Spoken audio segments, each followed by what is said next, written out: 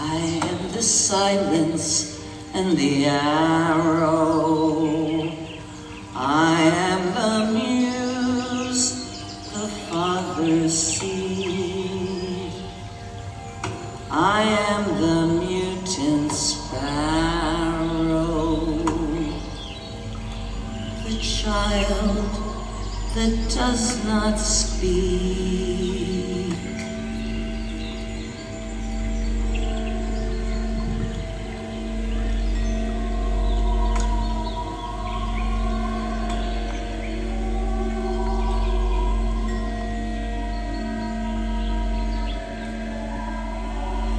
And the blood of his mind was smeared upon the walls. All of his being denied the words and the finger of the Lord.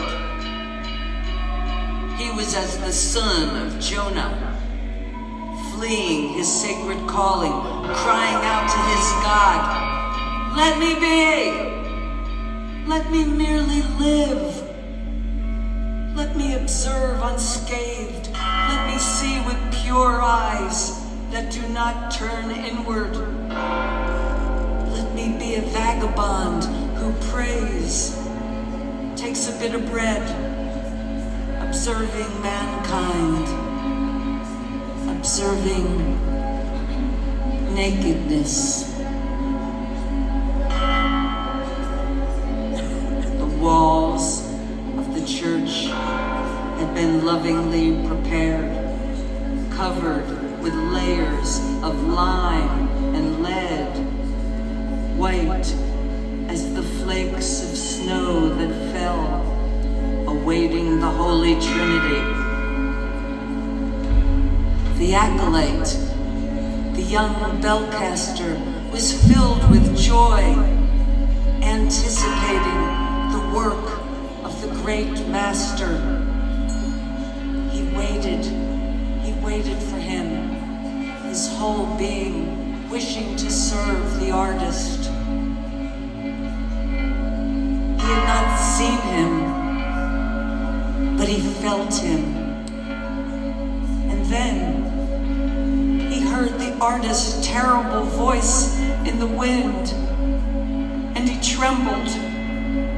He heard the artist approaching, and the sounds of his steps breaking across the frozen terrain.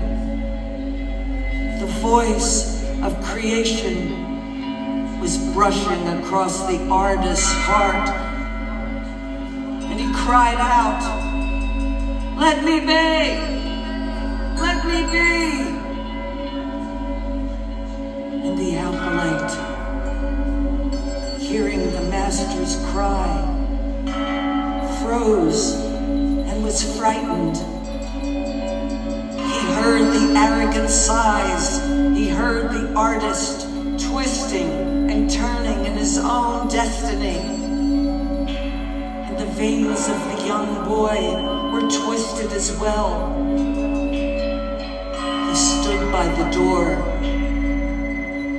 as the artist entered the sacred space. He was moved by the whiteness of the walls that had been prepared so lovingly that he wished nothing more than to have them stay pure, white, free of his touch, not to be adorned by his hand, not to have the blood of his mind smeared upon them. He desired that they could be left as they were, like the unblemished hills and the wide expanse covered with virgin snow. The artist cried out, "Let me be!" He cried out to be free, free of art, free of his destiny. And the acolyte, who knew not of himself, ran toward the arms of nature, calling to the boy as a mother calls.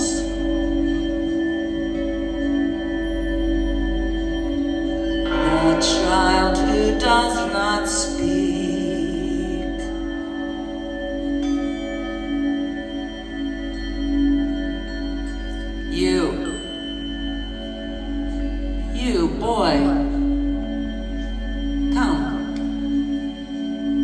come to me.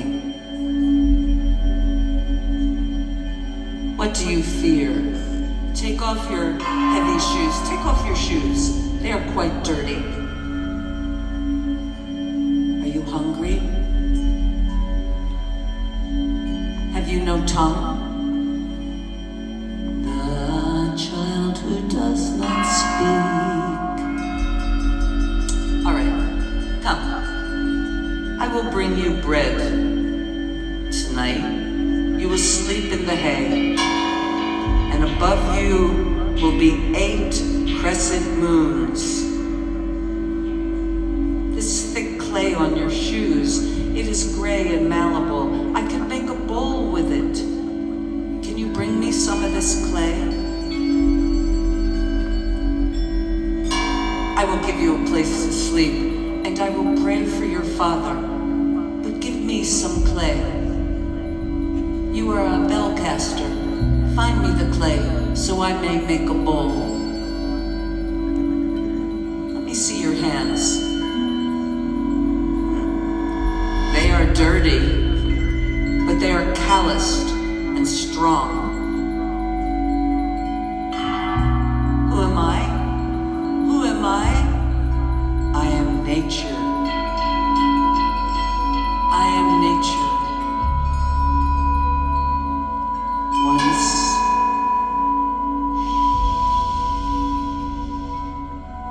Once I heard everything. I roamed the forest. I ate of the white snake, and I heard the voice of every living thing. My eyes were 2 glowing orbs that I plucked and rolled across the forest floor. And blinded, I dug deeply for the clay that formed the dove. Come see, watch. A dove of clay. It rests in my hand. It breathes not. Watch.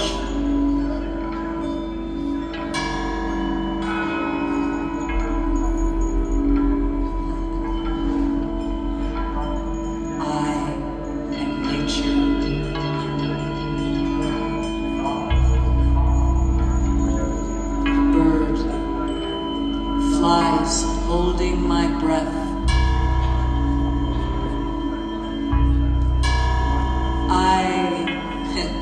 I breathe in the mouth of birds, but you, boy, you will give the people hope in the shape of a bell. Kneel down and dig. Dig deep into the earth, claw into the deep, which is not deep at all. Draw from the molten river, it is yours. Draw from the water, it will form the chalice of life, it is yours. Draw from the core of your being, draw from the golden moon, draw from the crescent moons, draw from the robes, they are yours.